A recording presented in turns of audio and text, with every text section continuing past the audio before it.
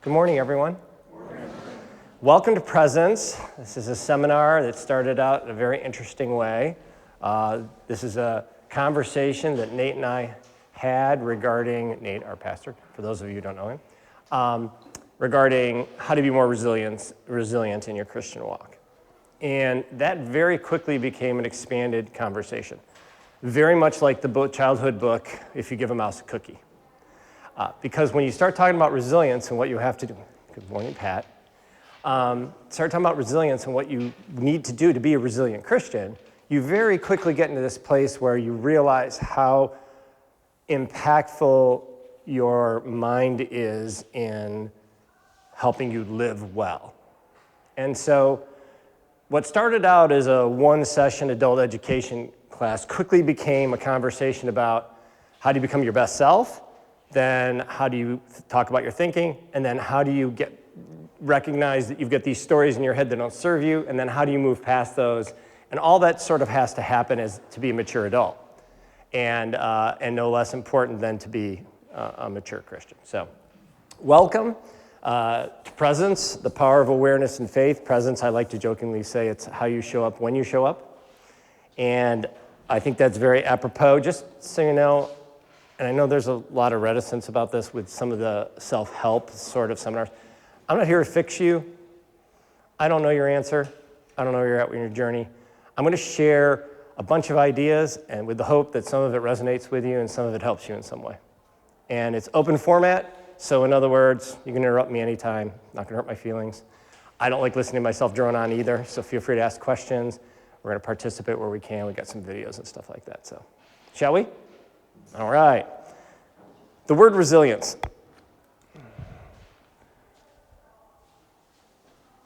What comes to mind for you when you hear the word resilience? Anybody?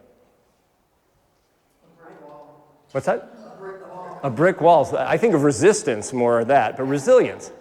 Yes. Yeah, it's a great description. Other things that come to mind?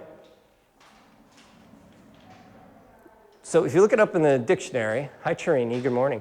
If you look up in the dictionary, you'll see that resilience means the ability to successfully adapt to stressors, maintaining psychological well-being in the face of adversity. And it's the ability to withstand, recover, and persevere through difficult experiences, right? How many of you are really good at this? So the opportunity for everyone at every walk of life is to get a little better at this. This is, like asking the shaman or the monk, how good are they at meditating? They're going to say, well, there's always opportunity. And there is always opportunity to grow in resilience. And like the Japanese proverb says, the bamboo that bends is stronger than the oak that resists. And we're going to go there. So the fascinating thing about resilience that most of you probably haven't really thought about is it's a learned trait, which is very unusual because many of the traits we're born with kind of have this default sense of belief around many things. We'll talk about where beliefs come later. But it's one that you can work on, and it's one you can change. So from that point of view, resilience is a powerful tool. And it's part of, I hate to do Maslow, but I like to do him sometimes because he's helpful. Who's familiar with Maslow's hierarchy of needs? Okay, everybody remembers what the top one is, right? What is it? Self-actualization, very good. Do you remember the one below it? No. Okay, so the one below it is esteem, and it turns out self-reliance, resilience actually falls in the esteem category. And so it's one below self-actualization. So in other words, to be full self-actualized, Maslow would argue that you need to learn resilience first. So in some ways, this first section that we're talking about today is going to set the stage for all the rest because it lays the foundation for all the rest. And resilience, therefore, or the esteem level at Maslow would be things like confidence, reputation, recognition, competence. Those all feed into resilience. Good stuff, right? Okay, keep going.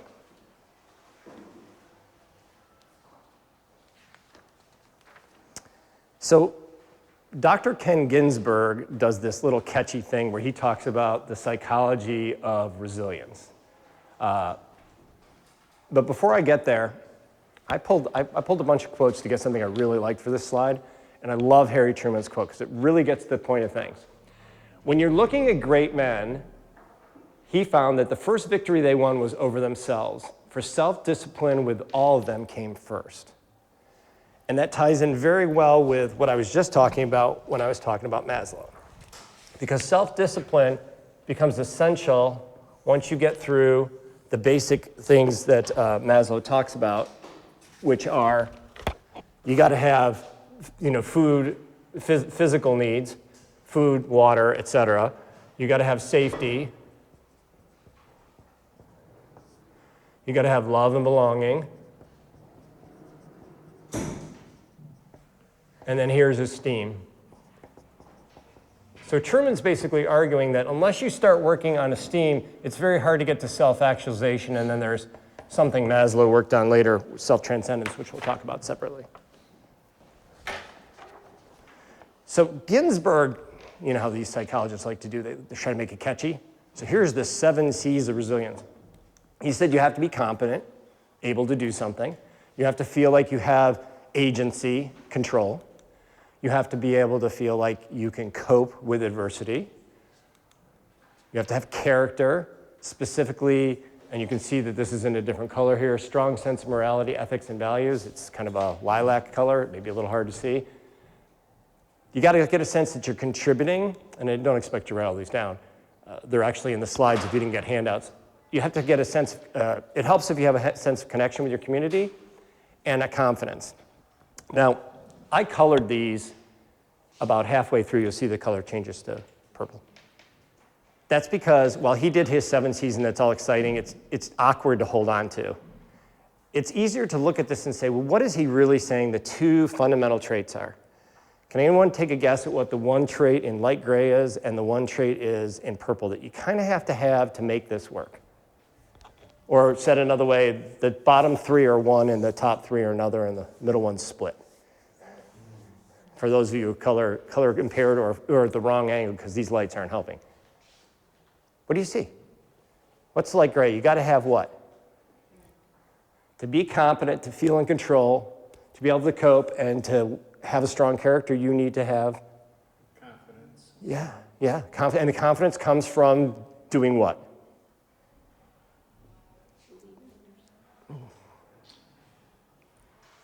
Comes from discipline. All those are a result of direct action you take. And the last ones are all a result of your willingness to believe in good. You can have faith in God, you can have faith in yourself, you can have faith in the outcome, but you have to have faith. So I can boil all resiliency down to 2 words, discipline and faith. And that's where we're going this week.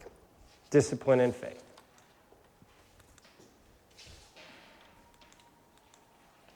Discipline. And again, I'm trying to set the foundation so we can work up. Gandhi says, live life as if you were to die tomorrow, but learn as if you were to live forever. And all the people here today are to be complimented because you're here trying to learn. So welcome. The challenge I have for you is, how are you going through life? Because you want to be resilient. It actually comes down to one of the most basic behaviors we have as humans. Are you proactive or are you reactive? Wow, Russ, you're going right for the jugular. Anyone in here procrastinate? I would guess about 80% of the students when I taught UB procrastinated. That's not like a great thing because there's some things that happen when you're reactive in life versus proactive. I know, you didn't think I was going right for you early, but I am. Because if you're going to have resilience, you kind of have to be in charge of you. And what you don't want to do is you don't want to get in a situation where you're allowing things only to get done in your life when they become important or essential or critical. But that's how a reactive person will go through life. Until it's a problem, why should I worry about it? So planning is rare, procrastination is more normal, and this is the problem, it creates stress. Because you've invited stress to make your decisions for you, it diminishes outcome, and it gives your control up. Because you could have controlled the situation, but you chose to let your control go. And that's going to matter a bunch in a second. I'm going to talk about why. Anyone ever heard the term hyperbolic discounting? Anyone been to my prior seminar? Do you remember it? All right. So it's a psychological term, and it's very simple. It means that we see things today as being more valuable than they actually are. And we see things in the future as being less valuable than they actually are. So where do we see this in society? Diet, exercise, personal savings rates, all hyperbolic discounting behaviors. Not going to the doctor, things that are proactive that you could have planned against that you don't do. And those are simple examples, but we see it all through society. I'm not saying it's bad, but if you want to be resilient, you have an opportunity to own that part of your life. Versus a proactive life, which is one of control. Because choice is a form of power. So hear me out. How do these two resonate for you? You're on a diet, you're in a coffee shop with a friend, and someone orders you a pastry and gives it to you, and you're in a tight spot because this is going to blow your calories for yesterday, which you already blew, or whatever. What's the typical reaction? I can't eat that, right? I can't eat that. But what if you said, I choose not to eat that? Does anyone feel the shift? Or I have to do this versus I get to do this. Or we can't afford that, but instead of I choose to spend my money this way. What happened in all three of those? Pat? Yeah. I chose to look at it in a way that supported me making the decision instead of me being a victim of the decision. Welcome to the most fundamental form of control. It starts with the basic framing and how you think through things. And it grows into other things that we'll talk about. Now, perceived control, I can't express enough how much procrastination actually hurts people, other than to use a science experiment. So they had rats, and they injected them with cancer cells. And the control group got 50% cancer.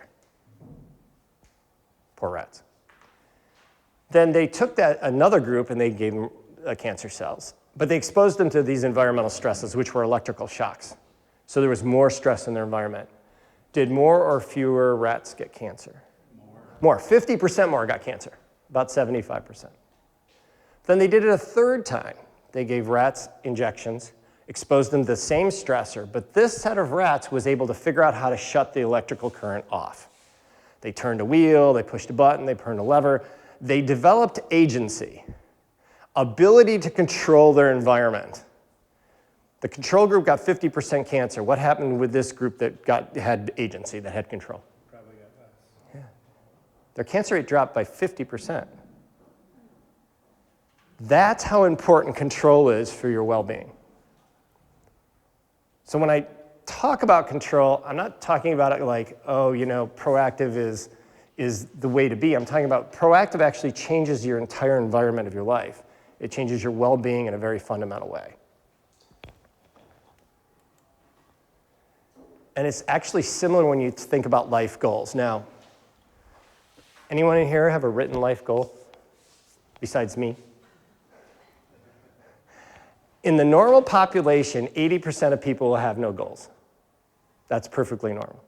Then 16% of people have goals, but they won't have them written down. But here's the interesting part. What percent of the 16% accomplish their goals? 50, flip of a coin, right? I love it.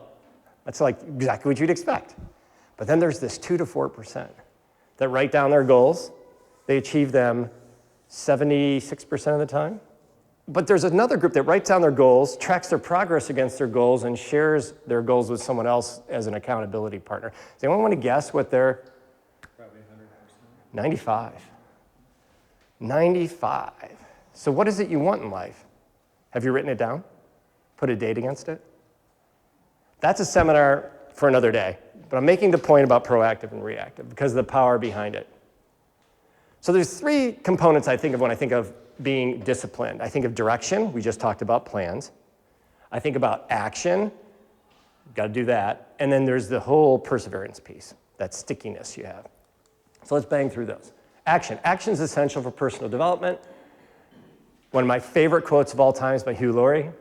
It's a terrible thing, I think, in life to wait until you're ready. There's this feeling that actually no one's ever ready to do anything. There's almost no such thing as ready. There's only now, and you might as well do it now, because generally speaking, now is as good a time as any. Amen, brother. Proactive and, willing to put it out there. Look, the reality is, unless you're taking action towards something in life, you can't change the direction of your life. You can't steer a car that isn't moving. You have to be moving in order to do any sort of self-direction. And it's even a little worse than that. You guys all know the lazy rivers you go to sometimes in amusement parks? You sort of tell the water's flowing, but sometimes you can't. Really a great metaphor for life. Because if you're not paddling, what's happening? You're losing ground, right? I mean, there's some certain amount of action that's needed just to hold your own in life. You see it all around us with the way things are changing and they're evolving. So some paddling is needed. And if you want to get ahead, you actually have to paddle. Paddle, paddle. So from that perspective, I think that's powerful. And of course, there's the whole running water gives life and stagnant water doesn't conversation. Now, here's a really interesting conversation. There's been a bunch of studies around this. Describe helplessness. Anybody in this room?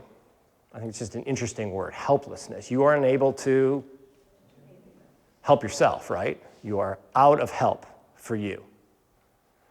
And that often is linked with inaction, right? Because you don't think that anything you do will make a difference, right? Does anyone want to guess what the rate of depression is with people who feel helpless or, yeah, it's high. It's double the standard control groups, at least double. So it's a big deal, right? Rumination, what does the word mean? Anyone study Latin? You older? Yeah, ruminate. To chew again, actually, is the literal translation from the Latin. So cows take the food out of their stomach and they chew it again. So this looks like this. He did me wrong. She did me wrong. I can't believe she did me wrong. I'm going to spend the next hour thinking about how she did me wrong. I'm going to call two friends. We're going to meet. We're going to have lunch. We're going to talk about how she did me wrong. Then I'm going to call my mom. Then I'm going to read books about how she did me wrong. Then I'm going to journal about how she did me wrong. I'm going to see my therapist how she did me wrong. And 6 months from now, I'm going to still be talking about how she did me wrong, right? That's rumination. Now, if that sounded strikingly familiar to anyone in this room, just keep looking at me. Don't look to the person to your left. Don't look to your right. Make any notes. Yeah. So that is hey, Ben, that is a perfectly wonderful way to skyrocket your rates of depression. Why? What is the link between action and depression here? Anybody?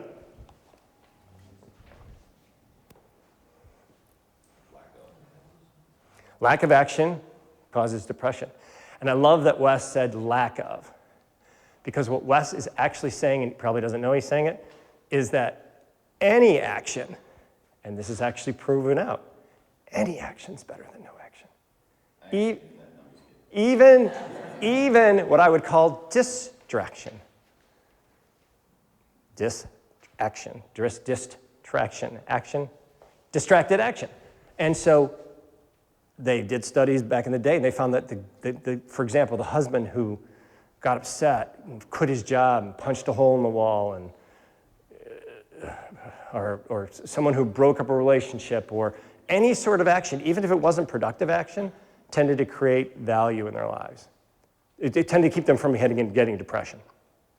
So there's something valuable about being distracted that's powerful.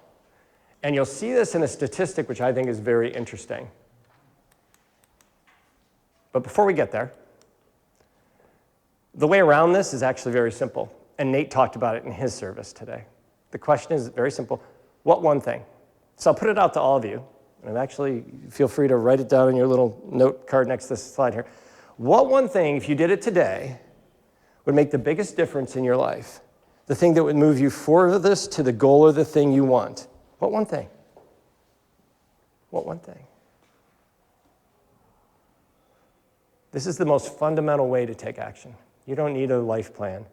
You have to ask yourself what one thing. And then, of course, the trick is, go do that first. Do it first. Make that your thing for the day. Because you've seen your lighthouse, whatever it is you want to accomplish, and you know the one thing's going to get you there. And if you need permission, this is your permission slip. Was that thing you want to do, that you know you want to do, that you've had in your heart to do for some time and you just haven't done? Hugh Laurie would say, do it today. And I would say, do it now. So regrets of the elderly. There's been a lot of studies. The Nightingale study is the most impactful of all of them, the ones often quoted. At the end of life, what is it people regret the most? Spending more time with family. Yeah, okay. Those are, yeah. And Wes again. I like this, Wes. This is very good. The biggest regrets they have are almost never their failures. Failures don't even show up in the top few. It's never things they did that didn't work out. It turns out that trying something and failing at it actually doesn't leave you feeling bad about it because you tried. The real problem is when you have something you want to do and you don't ever try. And that actually ends up being 2/3 of the regrets of elderly people. 2/3 of death will be things you always wanted to do that you didn't do. Now there are subcategories to that. One of them is, you didn't. The number one thing is that you didn't live your life the way you wanted to live it. You lived the way society told you to live it, or the way someone you thought you should live it. That's the number one regret. And then right behind that is education. Going to school, getting the degree, doing that. It tends to be a really big one because there's a regret that's very hard to unwind later in life. So when would now be a good time to do that thing?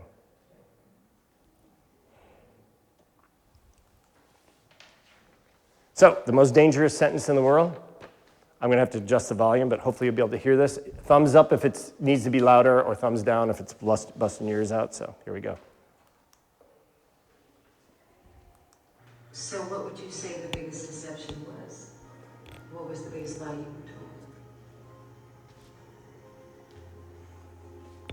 It's not that simple. Why not? No, that's the biggest lie I was ever told. It's not that simple. It's a lie they tell you over and over again. What's not simple? Any of it. All of it.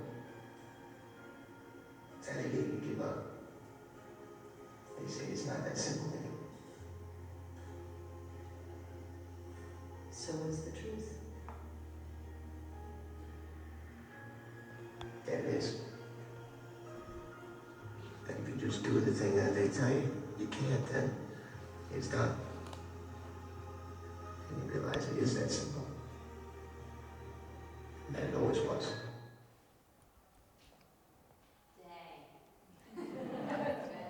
And you realize it was that simple, and it always was. Yeah. Because fear and worry come on all of us. But it turns out the secret is to start anyway. Booker T. Washington has a quote I absolutely love. Success is to be measured not so much by the position that one has reached in life as the obstacles one has overcome. Wow. Yeah. So we're going to have these challenges, and it's going to start with our ability to start taking action. And the key, of course, is for us to build some emotional capability and flexibility. But this is what I can't stress enough. If you don't do the thing you always want to do, what does that create for you? Sadness, maybe a little worry you're missing out, a little stress.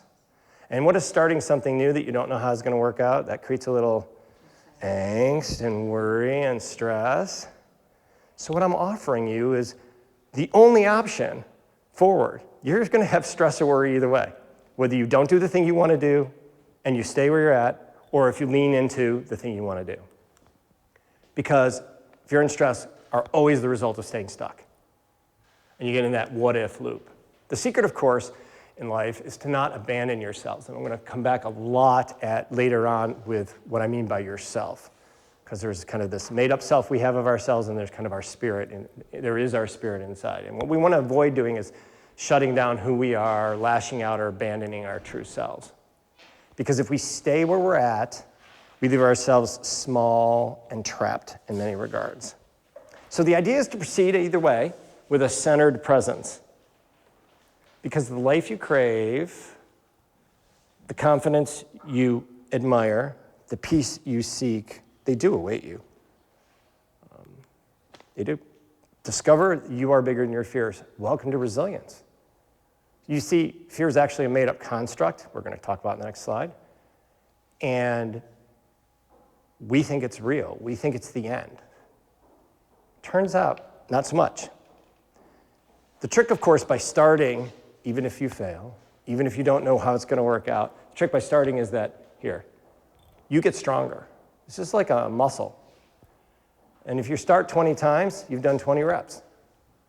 The key is to keep starting. Start anyway.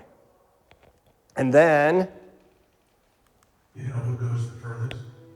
The ones who value consistency over perfection. They don't stress over whether those 5 minutes are the best or the worst of their life. They just show up. They get it done. And that's the difference. The 100-hour rule says this. Spend just 18 minutes a day, 100 hours a year, on any skill, any discipline, and you'll be better than 95% of the world. It's not about being perfect. It's about showing up every single day. it's about showing up every single day. 18 minutes. Show of hands, who spent more than 18 minutes on social media in any given day? And more than 18 minutes watching television any given day. More than 18 minutes doing something that was wasting your time in any given day. Times how many? 5, 6, 8, 12? Probably. So 18-minute rule, the 100-hour rule, it's a beautiful thing. You'd be better than 95% of the population. 18 minutes a day. Fascinating, right? Then, of course, there's the perseverance piece we just talked about with respect to the video we just watched. So which wins out? I know some really, really smart people, like scary genius smart people. And I have to ask you, which tends to prevail, tenacity or intelligence? Oh, everyone seemed to know the answer. Yeah. If you have intelligence without drive, it's just a smart book sitting in the library. That's all it is. Ralph Waldo Emerson said, the person you are destined to become is the person you decided to be. So what are you doing to get you there? Because things always work out. Here we go. This is the test. We're going to do the worst day proof in a second. When you get a situation and you call it a failure, where did the decision to make that a failure come from? To even name it a failure.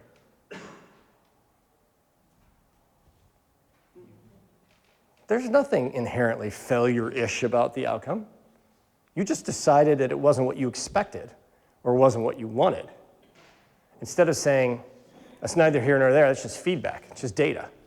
So part of the process we're going to get into in the upcoming weeks is standing in a place where we can embrace different outcomes in our expectations and not call them failure, call them information.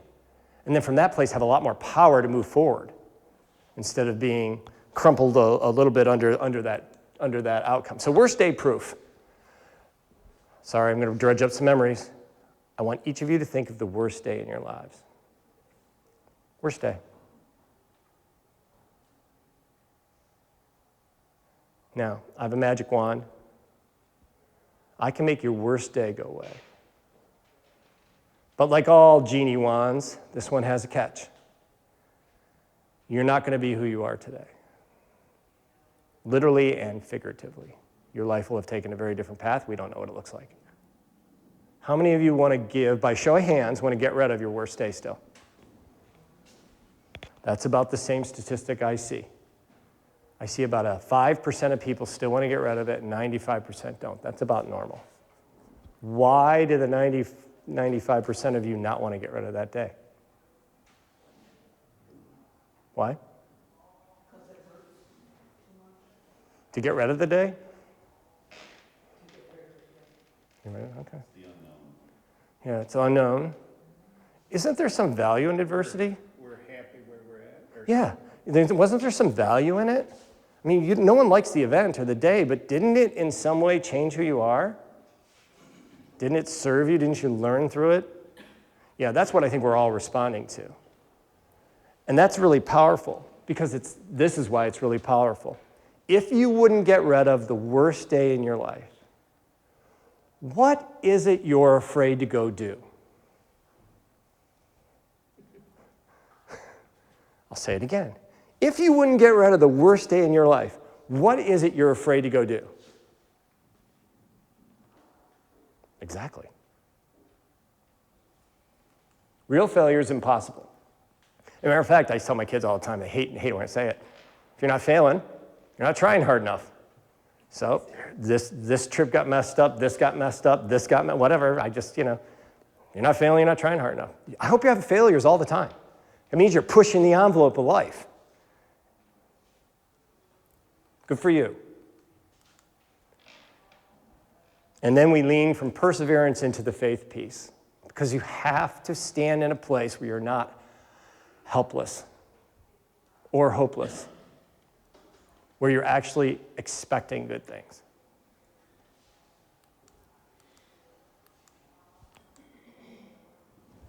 Do expectations matter? Great studies in the 70s about students who were intellectual bloomers. Teachers were told these students are intellectual bloomers. At the end of the year, the tests were given out, and those students were intellectual bloomers, which were, of course, selected at random, did 47% better on the test versus 19% of the group that didn't have the label intellectual bloomers. How is that possible? Anybody, how's that possible? Yeah. They rose to the expectation. You would think, right? And the researchers thought the same thing, that maybe the teachers kind of told the kids, and the kids rose. So they repeated the experiment with rats, because you can't talk to a rat, presumably, and got exactly the same results. The expectations of the researchers influence the data set. It's really important. Your expectations are going to influence your outcomes. You're not even going to know it's happening. It's going to happen behind the scenes, but it's shown again and again and again. What do we call this in medicine? Placebo effect. Yeah. What do we call it in quantum physics? Every science has a name for it: spirituality, psychology, philosophy, quantum. The ability to influence outcome by expecting the outcome. So your expectations matter a lot, because your very beliefs influence not only what you do, but how you respond, and of course, what happens. So the real blessing for each of you, take this nugget with you today, is it's not what happened to you, it's how. Why did that happen for me? Why did that happen for me? What's my next best move based on that? Because faith matters. Faith, the power to move mountains. All right. On your little piece of paper, next to this slide, write the number of things you think you worry about in a given week. Just take a guess. Yeah. You can use zeros, Wes. You don't need another piece of paper. Round off. Right? What do you guys think that number is? Anyone want to take a guess? In a week. Okay, you can do a day, Brian. I mean, you want to get a number you can put down on paper. What do you think that number is for you guys? 50. There you go. Yeah, probably for me it's not a huge number. It's the same one over and over again, which is annoying.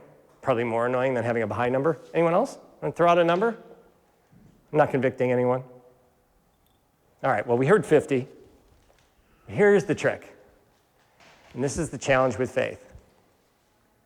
You can tell the size of your God by looking at the size of your worry list. The longer your list, the smaller your God. And why are we worried? Because we're relying on who for those things? Ourselves. And we're going to spend lots of fun the next couple of weeks talking about how ourselves hijacked our well-being in life, and how right-sizing how we look at ourselves serves us for a wide range of reasons, including more love, more joy, more peace in our lives. And that's the crux of this conversation Nate and I had, which was on resilience, and quickly got to, well, you can't have it unless you have this conversation about how you get in your own way thinking-wise. And hence, 1 week becomes 8. The good news is you're going the whole way, because we've got some great, insightful answers for you on the way. So, difference between hope and faith. What's the difference between hope and faith? I know they're two different ladies, but what's the difference between hope and faith? One is confident, if you're confident in Yeah. your faith, Yeah, yeah. So wishing, right? Yeah, so you got wishing versus confidence. He's spot on. Now, ironically, in the old days, the word hope has evolved in our current culture. It used to actually mean the same thing as faith. Now it means wishing, which is a different piece. So we've got to be careful with that translation. But hope and faith. Hope is wishing, faith is knowing. Why does it matter? Didn't we just talk about how beliefs influence outcomes? Right, we did. Now, this is very interesting for me, because belief works in either direction. Anyone know Henry Ford's famous quote, one of my favorites? Whether you think you can or you think you can't, either way you're right. Because faith works in either direction. Does the Bible support this? Does the Bible say if we think of negative things, they're going to come on us? Oh, yeah. Oh, it certainly does. Matter of fact, it says if we don't believe in God, then the other things we wish upon ourselves are not going to happen. Because positive and negative consequences are equally powerful. I hate this bullet point. I kept wanting to rewrite it because I know psychologists have studied again and again that negative is always more powerful than positive. We are way more adverse to a loss than we are to the equivalent gain. The emotional cost to us is much higher.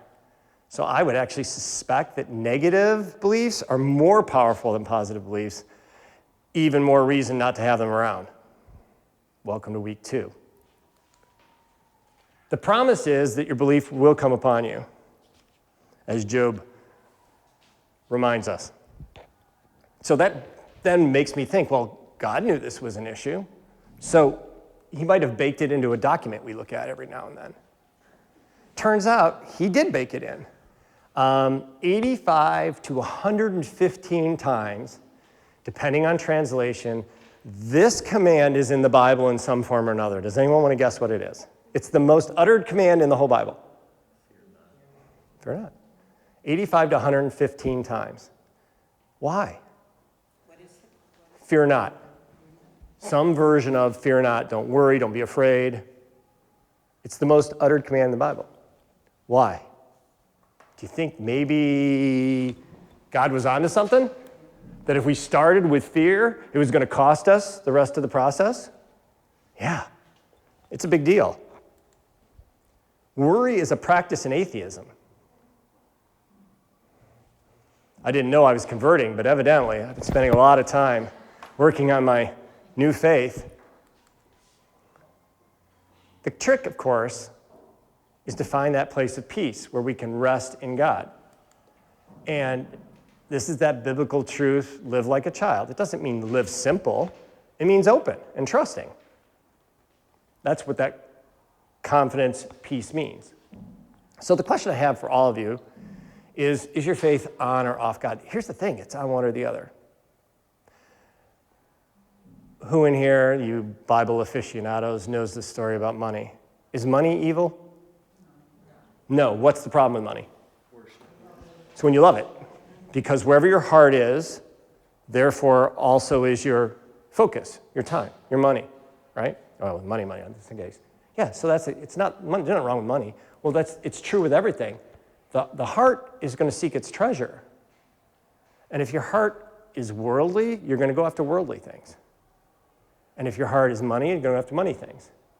And if your heart's about you, which inadvertently, the story we tell ourselves of ourselves is a really big consumer of our bandwidth, as we will talk in future sessions, that leaves very little space for God to be on the throne in our lives. So we get these long worry lists, and we get a lot of fear, we get a lot of worry, because we're trying to solve all our problems. We're not doing a lot of flowing. And I'm not saying you shouldn't take action, you should. I'm not saying you shouldn't have goals or direction in your life or things you're working for. You should do those things. God doesn't want us sitting around doing nothing. I'm pretty certain, at least he doesn't want me. But the reality is there's this space for open outcomes. There's this space for allowing serendipity. There's this space for being present where no matter the outcome, you can be at peace with it. You can walk in love, right? Because the heart seeks its treasure.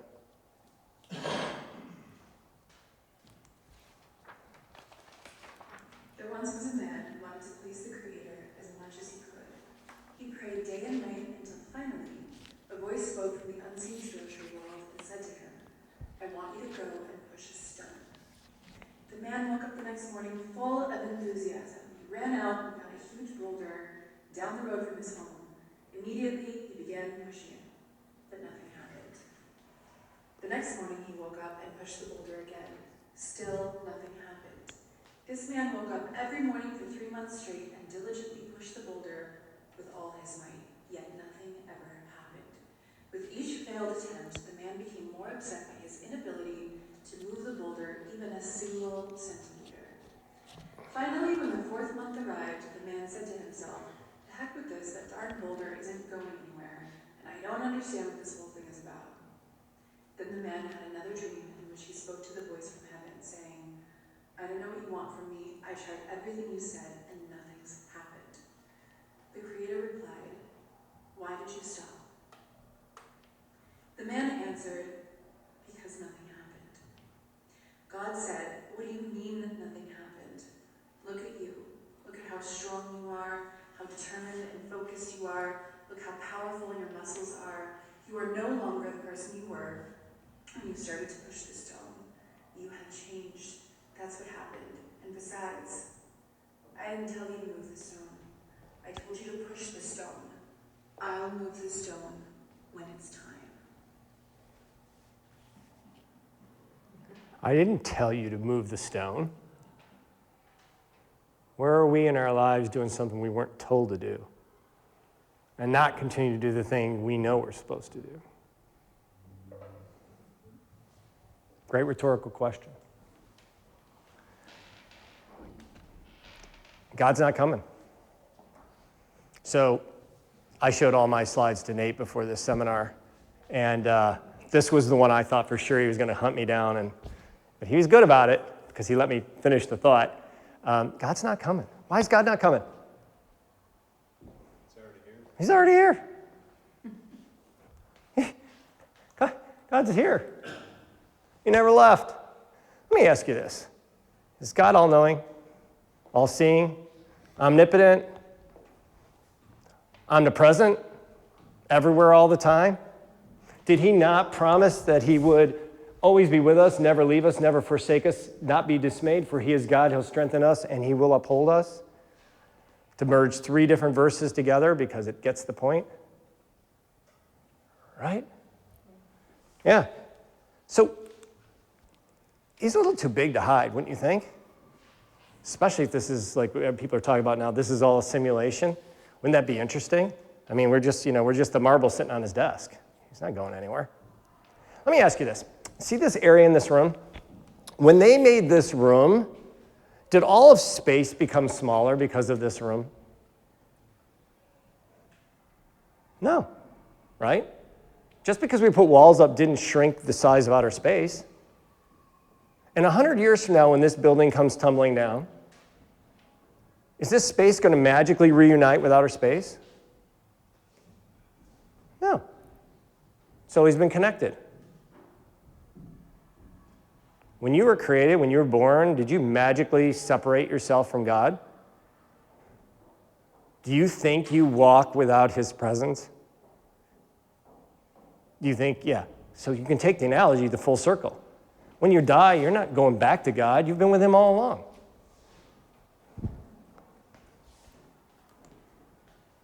So I'm hoping you're not waiting for him to return before you experience him in your life. Most people have a veil over their understanding. We will come back to this point on several times in different weeks because God can never leave you. He's also told you he won't. I suppose if he really wanted to, but he's told you he won't, so he can't. He doesn't lie. He's one with you. You're always connected. The question is, to what extent do you experience God? And this is really where, as Christians, we can kind of get in those, I can get in those places where I'm like, I'm not experiencing God. You know, are you experiencing him once in a while on Sundays? Seems like a little anemic, right? Or are you living in wonder 24/7? So the question I have for you is, what happened to the awe and excitement in life?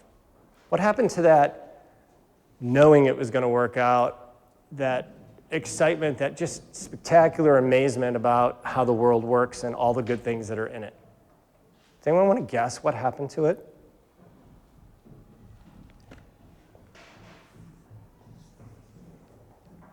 Is it still there, first off?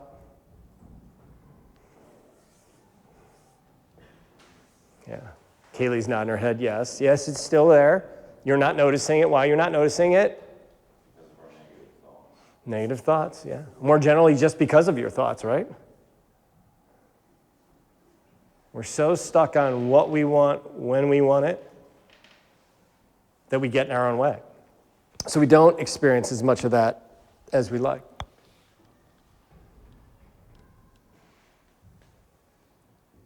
So resilience, capstone for today's conversation. You have to have discipline, which requires some action, requires ability to start, even though it's scary, some perseverance. Probably doesn't hurt if you have a plan, although as we discussed earlier, you don't have to have a plan, because any action's better than no action, turns out. That's a big deal. Even lousy action turns out to be more productive than sitting around ruminating and whatnot. And then there has to be a piece of expectation that things will work out. You have to have hope, if it's wishing, or you have to have faith, which is confidence. I'm actually pretty okay with anywhere on that spectrum, as long as you believe in the universe is going to work out, or God's going to work it out, or if I work hard, I believe in myself, it's going to work out. Faith is essential. That's key. So I've had the privilege of, thank you, of over 20 years teaching people how to do life planning, how to become self-actualized. I spent a lot of time on that. And the power of doing that is I realized people often set goals that are too specific. There's nothing wrong with wanting $1 million or being CEO. Go do those things if you want to go do them. But when I say push the boulder, how many for you came up in your mind like something specific God asked me to do and I can't think of anything, right? But didn't he just ask you to go and walk in love? Wasn't that all he asked? So that's all you got to go do. Just in every situation when the guy cuts you off on the road, pull your hand back in from out of the window. You know? Yeah, right. When the screaming's on the television, either find a way to tone yourself down, you can find a neutral stance, or shut it off. When you have an opportunity to serve and make a difference, stop and do it. Be present enough so that you're not caught up in your own whirlwind that you miss opportunities. To listen, to be present, to be aware, to serve. Did you know there's an opportunity every day and every moment to serve?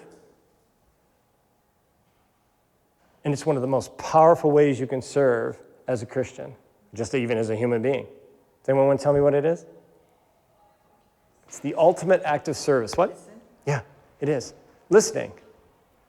Turns out listening is the highest form of service you can give another human being, sans your money, your time, whatnot. And it's something you can do every moment of every day. Because to hear someone is to fully see their humanness. To hear someone is to allow them to be who they are. It's to create relationship. It's to serve, especially if you do the whole 2 ears, 1 mouth rule, where you speak 1/3 of the time and you listen 2/3 of the time based on those ratios. So people often will come to me and we'll talk about this, and I'll say, look, you can serve every day. How are you doing on your service? Well, I don't know how to make the world a better place. Oh, yeah, you do. Who's the next person you're going to run into? What's the next opportunity you have to serve? Now, we have a lot of stuff that gets between us and our ability to do that. We have this worry and this complication and this thing we're trying to get done and this thing and the other thing, and that's where we're going to go next week. And that's going to be the fun of next week, which is to start to get into some of that. How does that resonate with you guys? Pretty interesting, right? Are there any questions at this point? Next week, we're going to do the belief cycle, and we're going to talk about where all those weird little beliefs you have in your head came from. Like, oh, the world's a scary place, and I need to save every old newspaper because it's always lack, there's not enough in the world, or politicians are crooks, or a lot of these basic beliefs that we have, except for some of them that were developed recently, but many of them, scientists think 80 to 95% of them came from our childhoods. And we're going to talk about where they came, how they shape our emotions, our behavior. We're going to talk about our subconscious and how it runs our life if we let it. We're going to talk about deliberately using our creative minds, which is the non-subconscious part, and moving beyond and breaking out of this illusion, which many of us are in, which is our story of ourselves. And that's going to provide us all sorts of interesting self-reflective pieces for next time. Appreciate you all. I'm around. I'll stay after if anyone has any questions, and have some Timbits on the way out. Thank you. See you next week.